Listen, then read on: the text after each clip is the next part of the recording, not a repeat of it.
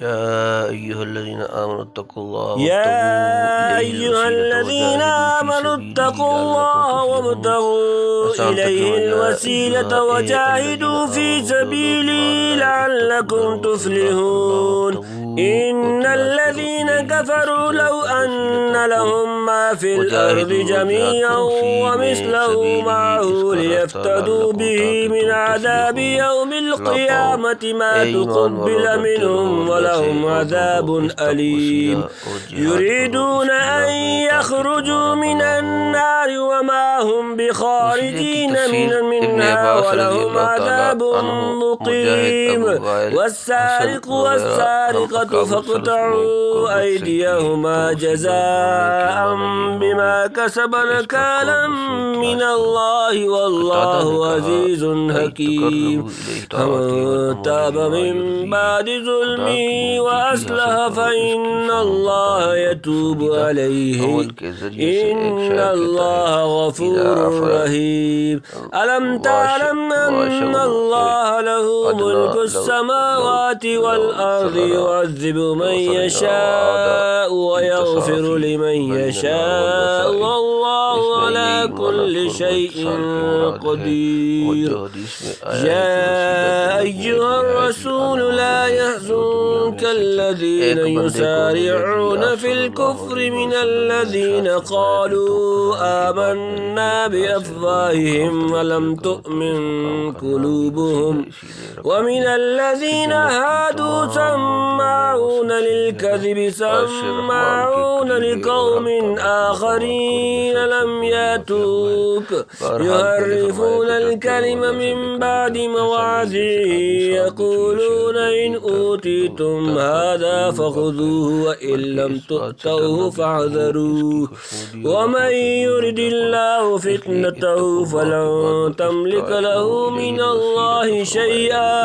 أولئك الذين لم يرد الله أن يطهر قلوبهم لهم في الدنيا خزي ولهم في الآخرة عذاب عظيم سماعون للكذب أكالون للسحت فإن جاءوك فاحكم بينهم أو أعرض عنهم وإن تعرض عنهم فلن يضروك شيئا وإن حكمت فاحكم بينهم بالقسط إن الله يحب المقسطين وكيف يحكمونك وعندهم التوراة فيها حكم الله ثم يتولون من بعد ذلك وما أولئك بالمؤمنين وہ اگر زمین پر فساد پھیلاتے ہیں تو تم اپنی کوشش اور حسن عمل سے امن و سکون قائم کرنے کی فکر کرو ان الذين كفروا لو ان لهم ما في الارض جميعا مثله معه ليفتدوا به من عذاب يوم القيامة ما تقبل منهم ولهم عذاب الیم آسان ترجمہ ان بے شک الذين كفروا جن لوگوں نے کفر کیا کافر لوگ اگر ان یہ کہ لهم ان کے لیے ما جو في الارض زمین میں جميعا سب کا سب مثله وہ اتنا ليفتدوا کے فدیہ بدلہ میں دیں بھی اس کے ساتھ من سے عذاب یوم القیامت قیامت کا دن ما نہ تقبل قبول کیا جائے گا منهم ان سے لهم ولهم اور ان کے لیے کہ عذاب علیم دردناک جو لوگ کافر ہیں اگر ان کے پاس ہو جو کچھ زمین میں ہے سارا اور اس کے ساتھ اتنا ہی اور ہوتا کہ بدلہ میں دیں اپنی قیامت کے عذاب سے تو ان سے قبول نہ ہوگا اور ان کے واسطے عذاب دردناک ہے پچھلی آیت میں بتلایا تھا کہ انسان خدا سے ڈرنے اس کا قرب حاصل کرنے اور اس کی جہاد کرنے ہی سے فلاح و کامیاب کی امید کر سکتا ہے اس آیت میں متنبع فرما دیا کہ جن لوگوں نے خدا سے روگردانی کی وہ آخرت میں اگر روئے زمین کے سارے خزانے بلکہ اس سے بھی زائد خرچ کر ڈالیں گے اور فدیت دے کر عذاب الہی سے چھوٹنا چاہیں گے تو یہ ممکن نہ ہوگا غرض وہاں کی کامیابی تقوی ابتغاء وسیلہ اور جہاد فی سبیل اللہ سے حاصل ہوتی ہے رشوت اور فدیہ سے نہیں ہو سکتی یریدون ان یخرجوا من النار وما هم بخارجین منها ولهم عذاب مقیم سام ترجمہ یریدون وہ چاہیں گے ان کے یخرجوا نکل جائیں من سے النار آگ وما حالانکہ نہیں ہم وہ بخارجین نکلنے والے منہا اس سے، ولہم اور ان کے لیے عذاب مقیم ہمیشہ رہنے والا، چاہیں گے کہ نکل جائیں آگ سے اور وہ اس سے نکلنے والے نہیں، اور ان کے لیے عذاب دائمی ہے۔ حدیث کثیرہ سے ثابت ہے کہ بہت سے گناہ گار مومنین ایک مدت تک دوزخ میں رہ کر پھر نکالے جائیں گے، اور حق تعالیٰ اپنے فضل و رحمت سے جنت میں داخل کرے گا۔ یہ آیت ان حدیث کے مخالف نہیں، کیونکہ یہاں شروع آیت سے صرف کفار کا بیان کیا گیا ہے، مومنین کے متعلق اس آیت میں کوئی حرف نہیں۔ والسارق والسارقة فاقطعوا أيديهما جزاء بما كسبوا نكالا من الله واللہ عزیز حکیم۔ والسارق اور چور مرد، والسارقة اور چور عورت، فاقطعوا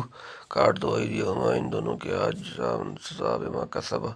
اس کی جو انہوں نے کیا، نکالا عبرت من سے اللہ واللہ اور اللہ عزیز غالب حکیم حکمت والا۔ اور چوری کرنے والا مرد اور چوری کرنے والی عورت، کاٹ ڈالو ان کے ہاتھ، سزا میں ان کی کمائی کی تنبیہ ہے اللہ کی طرف سے، اور اللہ غالب ہے، حکمت والا ہے۔ یعنی پہلی مرتبہ چوری کرے تو دانا ہاتھ کا ہے، کٹے گٹے سے گٹے پر سے کاٹ دو۔ باقی تفاصیل کتب فقہ میں ملیں گی۔ پہلے رکوع میں ڈکیتی وغیرہ سزا ذکر کی گئی تھی، درمیان میں بعض مناسبات کی وجہ سے جن کو ہم بیان کر چکے ہیں، مومنین کو چند ضروری نصائح کی گئی۔ اب پھر سے پچھلے مضمون کی تکمیل کی جاتی ہے، یعنی وہاں ڈکیتی کی سزا مذکور ہوئی تھی، اس آیت میں چوری کی سزا بتلا دی۔ یعنی جو سزا چور کو دی جا رہی ہے وہ مال مسروق کا بدلہ نہیں، بلکہ اس کے مال سرقہ کی سزا ہے، تاکہ اس سے اور دوسرے چوروں کو تنبیہ ہو جائے۔ بلا شبہ جہاں کہیں یہ حدود جاری ہوتی ہیں وہ 2-4 ہی کی سزا یابی کے بعد چوری کا دروازہ قطعاً بند ہو جاتا ہے۔ آج کل مدعیان تہذیب اس قسم کی حدود کو وحشیانہ سزا سے موسوم کرتے ہیں، لیکن چوری کرنا اگر ان صاحبوں کے نزدیک کوئی معذور فعل نہیں ہے تو یقیناً معذور سزا اس غیر معذور تصور کے استحصال میں کامیاب نہیں ہو سکتی۔ اگر تھوڑی سی وحشت کا تحمل کرنے سے بہت سے چور معذور بنائے جا سکتے ہیں تو حاملین تہذیب کو خوش ہونا چاہیے کہ ان کی تہذیبی مشن اس وحشت سے مدد مل رہی ہے۔ بعض نہاد مفسر بھی اس کوشش میں ہیں کہ قطع ید، ہاتھ کاٹنے کی سزا کو چوری کی انتہائی سزا قرار دے کر اس سے ہلکی سزا دہی کا اختیار شریعت حقہ سے حاصل کر لیں، مگر مشکل یہ ہے کہ نہ تو چوری کی اس سے ہلکی سزا قرآن کریم میں کہیں موجود ہے اور نہ عہد نبوت یا عہد صحابہ میں اس کی کوئی نظیر پائی گئی۔ کیا کوئی شخص یہ دعویٰ کر سکتا ہے کہ اتنے طویل عرصہ میں جتنے چور پکڑے گئے ان میں ایک بھی ابتدائی چور نہ تھا جس پر کم از کم بیان جوازی کے طور پر قطع ید سے ہلکی کوئی ابتدائی سزا جاری کی جاتی؟ کسی ملحد نے پرانے زمانے میں اس حد سرقہ پر یہ بھی شبہ کیا تھا کہ جب شریعت نے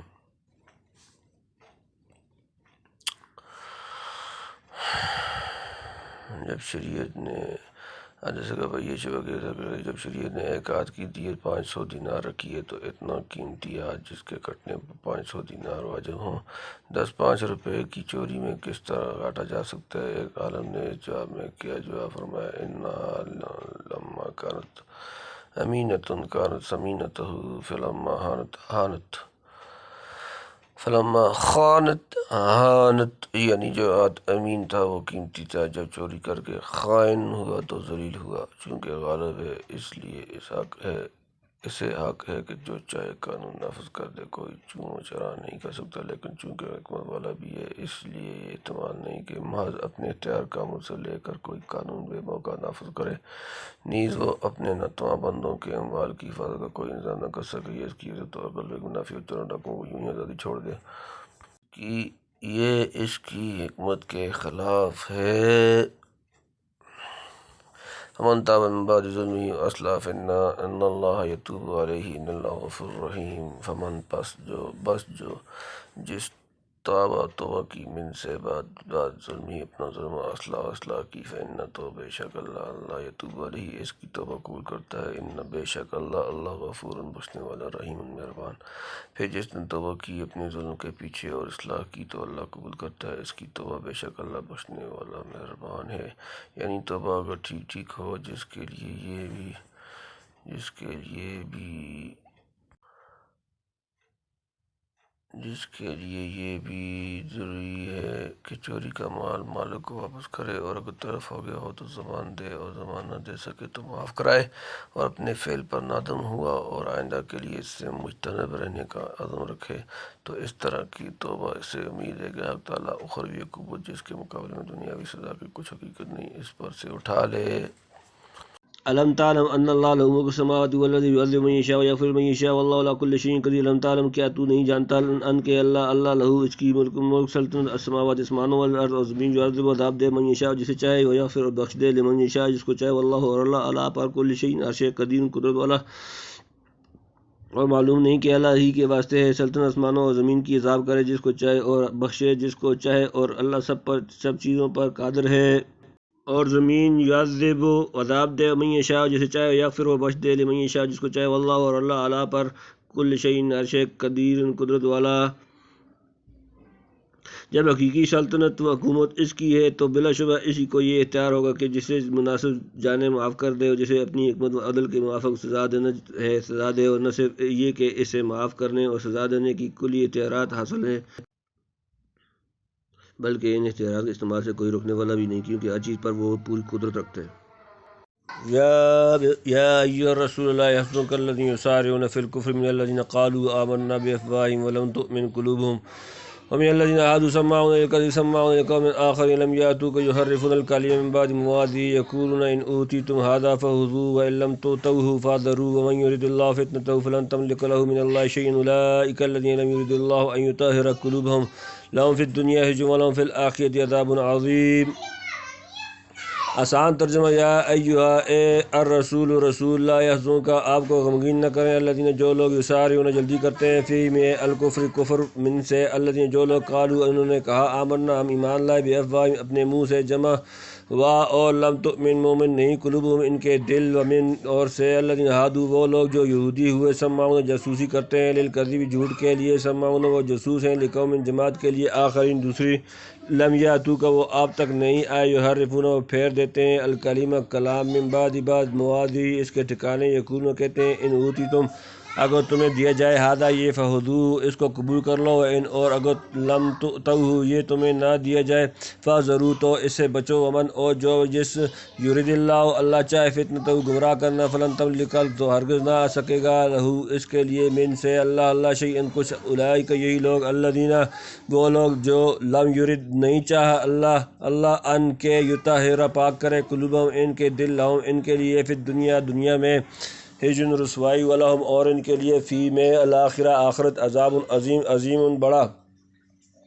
اے رسول غم نہ کر ان کا جو دوڑ کر گرتے ہیں کفر میں، وہ لوگ جو کہتے ہیں ہم مسلمان ہیں اپنے منہ سے اور ان کے دل مسلمان نہیں، اور وہ جو یہودی ہیں جاسوسی کرتے ہیں جھوٹ بولنے کے لیے، وہ جاسوس ہیں دوسری جماعت کے جو تجھ تک نہیں آئے، بدل ڈالتے ہیں بات کو اس کا ٹھکانہ چھوڑ کر کہتے ہیں اگر تم کو یہ حکم ملے تو قبول کر لینا، اور اگر یہ حکم نہ ملے تو بچتے رہنا، اور جس کو اللہ نے گمراہ کرنا چاہا تو اس کے لیے کچھ نہیں کر سکتا اللہ کے ہاں۔ یہ وہی لوگ ہیں جن کو اللہ نے نہ چاہا کہ دل پاک کرے ان کو دنیا میں ذلت ہے اور ان کو آخرت میں بڑا عذاب ہے۔ پچھلی آیت میں ڈکیتی اور چوری وغیرہ کی حدود بیان کی گئی تھیں، اب بعض ان اقوام کا حال سناتے ہیں جنہوں نے حدود اللہ میں تحریر کر کے اپنے کو عذاب عظیم کا مستحق ٹھہرایا۔ ان کا مفصل واقعہ بغوی نے یہ لکھا ہے کہ خیبر کے ایک یہودی مرد اور عورت نے جو کنوارے نہ تھے زنا کیا، باوجود کہ تورات میں اس جرم کی سزا رجم سنسار کرنا تھا، مگر ان دونوں کو بڑائی بہانے تھی کہ یہ سزا جاری کی جائے۔ آپس میں یہ مشورہ ہوا کہ یہ شخص جو یثرب میں ہے، یعنی محمد صلی اللہ علیہ وسلم ان کی کتاب میں زانی کے لیے رجم کا حکم نہیں کوڑے مارنے کا ہے، تو بنی قریظہ کے یہود میں سے کچھ آدمی ان کے پاس بھیجو،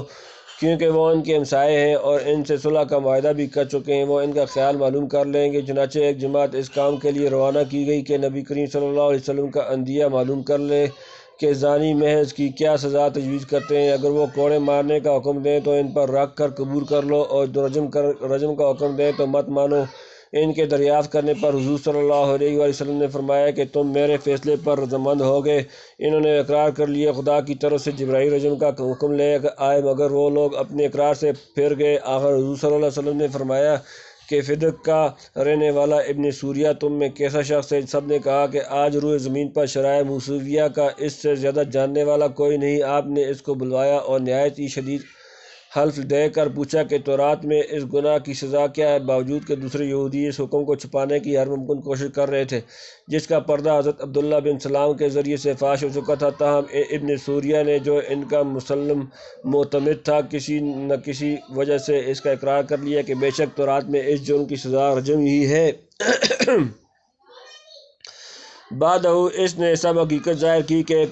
کس طرح یہود نے رجم کو اڑا کر زنا کی سزا یہ رکھ دی کہ زانی کو کوڑے لگائے جائیں اور کالا منہ کر کے اور گدھے پر الٹا سوار کرا کر گشت کرایا جائے۔ الحاصل حضور پر نور صلی اللہ علیہ وسلم نے ان دونوں مردوں اور عورت پر رجم کی سزا جاری کی اور فرمایا کہ اے اللہ، آج میں پہلا شخص ہوں جس نے تیرے حکم کو دنیا میں زندہ کیا اس کے بعد کہ وہ اسے مردہ کر چکے تھے۔ یہ واقعہ ہے، یعنی منافقین اور یہود بنی قریظہ۔ سماعون کے معنی ہیں بہت زیادہ سننے والے اور کان دھرنے والے۔ پھر بہت زیادہ سننا کبھی تو جاسوسی پر اطلاق کیا جاتا ہے اور کبھی اس کے معنی ہوتے ہیں بہت زیادہ قبول کرنے والا، جیسے سمیع اللہ لمن حمیدہ میں سننے کے معنی قبول کرنے کے لیے ہیں۔ مترجم رحمۃ اللہ نے یہاں پہلے معنی مراد لیے ہیں، لیکن ابن جریر وغیرہ محققین نے دوسرے معنی پر حمل کیا ہے۔ سماعون للکذب یعنی جھوٹ اور باطل کو بہت زیادہ ماننے اور قبول کرنے والا۔ سماعون لقوم آخر یعنی دوسری جماعت جس نے ان کو بھیجا اور خود تمہارے پاس نہیں آئے، ان کی بات بہت زیادہ ماننے والا، یعنی خدا کے احکام میں تحریف کرتے ہیں یا کہیں لگا دیتے ہیں، یعنی اگر کوڑے لگانے کا حکم ملے تو قبول کرو ورنہ نہیں، گویا خدا کی شریعت کو اپنی ہوا کے تابع رکھنا چاہتے ہیں۔ ہدایت اور ضلالت، خیر و شر کو کوئی چیز بھی بدون ارادہ خداوندی کے عالم وجود میں نہیں آ سکتی۔ یہ ایک ایسا اصول ہے کہ جس کا انکار کرنا اس کی تسلیم کرنے سے زیادہ مشکل ہے۔ فرض کرو کہ ایک شخص چوری کرنے کا ارادہ کرتا ہے، لیکن خدا کا ارادہ یہ ہے کہ چوری نہ کرے۔ اب وہ شخص اگر اپنے ارادہ میں کامیاب رہا تو لازم آتا ہے کہ خدا اس کے مقابلہ معاذ اللہ عاجز ہو، اور لازم آتا ہے کہ دنیا میں کہیں چوری وغیرہ کسی شر کا وجود نہ رہے، اور اگر خدا تعالیٰ خیر و شر میں سے کسی کا بھی ارادہ نہیں کرتا تو اس سے معاذ اللہ اس کا تعطل یا غفلت و صفات لازم آتی ہے۔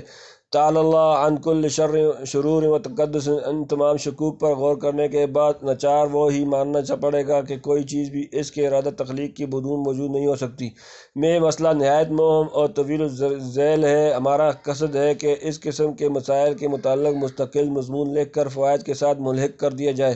واللہ الموافق۔ اول منافقین اور یہود کا طرز عمل بیان فرمایا، جس میں یہ چند اعمال بالخصوص ذکر کیے گئے ہیں: ہمیشہ جھوٹ اور باطل کی طرف جھکنا، اہل حق کے خلاف جاسوسی کرنا، بد باطن اور شریر جماعتوں کو مدد پہنچانا، ہدایت کی باتوں کو تحریف کر کے بدل ڈالنا، اپنی خواہش اور مرضی کے خلاف کسی حق بات کو قبول نہ کرنا۔ جس قوم میں یہ خصال پائی جائے اس کی مثال ایسے مریضوں کی سمجھو جو نہ دوا استعمال کرے، نہ مہلک اور مضر چیزوں سے پرہیز قائم رکھ سکے، اتباع اور ڈاکٹروں کا مذاق اڑائے، فہمائش کرنے والوں کو گالیاں دے، نسخہ پھاڑ کر پھینک دے یا اپنی رائے سے اس کے اجزاء بدل ڈالے، اور یہ عہد بھی کر لے کہ جو دوا میری خواہش اور مذاق کی خلاف ہوگی کبھی استعمال نہ کروں گا۔ ان حالات کی موجودگی میں کوئی ڈاکٹر یا طبیب، خواہ اس کا باپ ہی کیوں نہ ہو، اگر معالجے سے دستبردار ہو کر یہی ارادہ کر لے کہ ایسے مریض کو اب اس کی بے اعتدالیوں، غلط کاریوں، ضد اور ہٹ کا خمیازہ بھگتنے دو، تو کیا یہ طبیب کی بے رحمی یا بے اعتنائی کا ثبوت ہوگا یا خود مریض کی خودکشی سمجھی جائے گی؟ اب اگر مریض اس بیماری سے ہلاک ہو گیا تو طبیب کو مورد الزام نہیں ٹھہرا سکتے کہ اس نے علاج نہ کیا اور تندرست کرنا نہ چاہا، بلکہ بیمار خود ملزم ہے کہ اس نے اپنے ہاتھوں سے اپنے کو تباہ کیا اور طبیب کو موقع نہ دیا کہ وہ اس کی صحت واپس لانے کی کوشش کرتا۔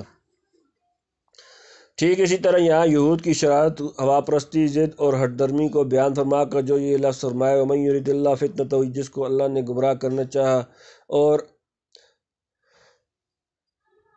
الَّذِينَ لَمْ يُرِدِ اللَّهُ أَن يُطَهِّرَ قُلُوبَهُمْ، یہ ہی وہ لوگ ہیں جن کو اللہ نے نہ چاہا کہ ان کے دلوں کو پاک کرے۔ اس کا یہی مطلب ہے کہ خدا نے ان کے سوء استعداد اور بدکاریوں کی وجہ سے اپنی نظر لطف و عنایت ان پر سے اٹھا لی، جس کے بعد ان کے راہ پر آنے اور پاکی قبول کرنے کی کوئی توقع نہیں رہی۔ اب آپ ان کے غم میں اپنے کو نہ گھلائیں۔ لقولی تعالی لا يحزنك الذين الہ، باقی یہ شبہ کہ خدا تو اس پر بھی قادر تھا کہ ان کی سب شرارتوں اور غلط کاریوں کو جبراً روک دیتا اور مجبور کر دیتا کہ وہ کوئی ضد اور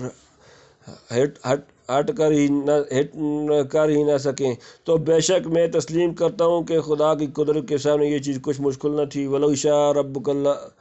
لامنا من فی الارض کلہم جمیعا یونس رکوع سورۃ نمبر 10 رکوع نمبر 10۔ لیکن اس دنیا کا سارا نظام ہی ایسا رکھا گیا ہے کہ بندوں کو خیر و شر کے اکتساب میں مجبور محض نہ بنایا جائے۔ اگر صرف خیر کی اختیار پر سب کو مجبور کر دیا جاتا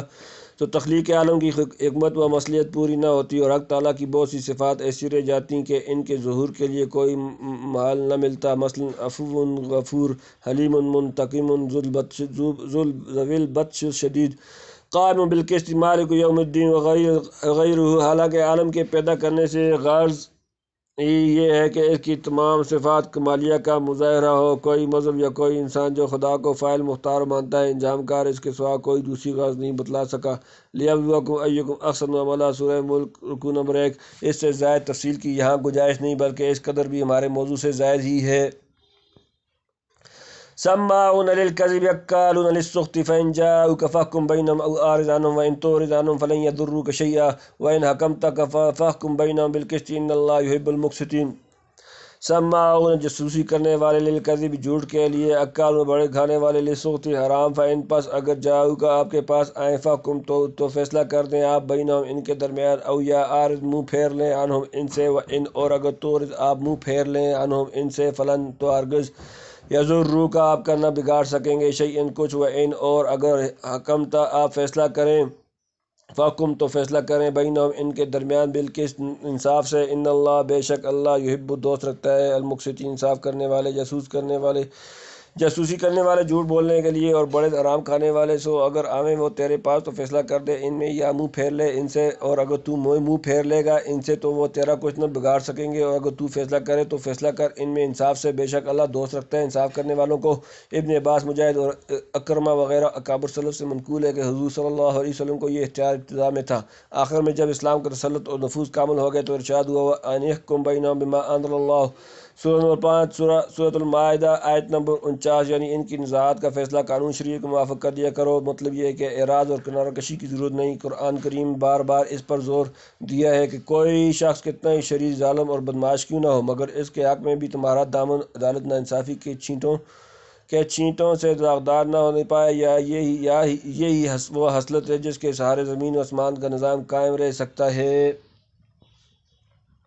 وَكَيْفَ يُحَكِّمُونَكَ وَعِندَهُمُ التَّوْرَاةُ فِيهَا حُكْمُ اللَّهِ ثُمَّ يَتَوَلَّوْنَ مِن بَعْدِ ذَلِكَ وَمَا أُولَٰئِكَ بِالْمُؤْمِنِينَ۔ کیف اور کیسے، یحکمونک وہ آپ کو منصف بنائیں گے، وعندہم جبکہ ان کے پاس، التوراۃ توریت، فیہا اس میں، حکم اللہ اللہ کا حکم، ثم پھر، یتولون پھر جاتے ہیں، من بعد ذالک اس، وما اور نہیں، اولئک وہ لوگ، بالمؤمنین ماننے والے، اور وہ تجھ کو کس طرح منصف بنائیں گے، اور ان کے پاس تو تورات ہے جس میں حکم ہے اللہ کا، پھر اس کے پیچھے پھیرے جاتے ہیں اور وہ ہرگز ماننے والے نہیں۔ یعنی تعجب کی بات ہے کہ آپ کو حکم ٹھہراتے ہیں اور جس تورات کو کتاب آسمانی مانتے ہیں، اس کے فیصلے پر بھی راضی نہیں، تو حقیقت میں ان کا ایمان کس پر بھی نہیں، نہ قرآن پر نہ تورات پر۔ اگلے رکوع میں تورات و انجیل کی مدح فرما کر متنبہ کیا کہ کیسی عمدہ کتاب اور کیسے علوم و ہدایت تھے جن کی ان نالائقوں نے بے قدری کی، اور انہیں ایسا ضائع کیا کہ آج اصل چیز کا پتہ لگانا ہی مشکل ہو گیا۔ آخر حق تعالیٰ نے اپنی رحمت کاملہ سے بالکل آخر میں وہ کتاب بھیجی جو ان سب پہلی کتابوں کے مطالبہ اصلیہ کے محافظ اور مصدق ہے، اور جس کی ابدی حفاظت کا انتظام نازل کرنے والے نے خود اپنے ذمے لیا ہے۔ فللہ الحمد والمن۔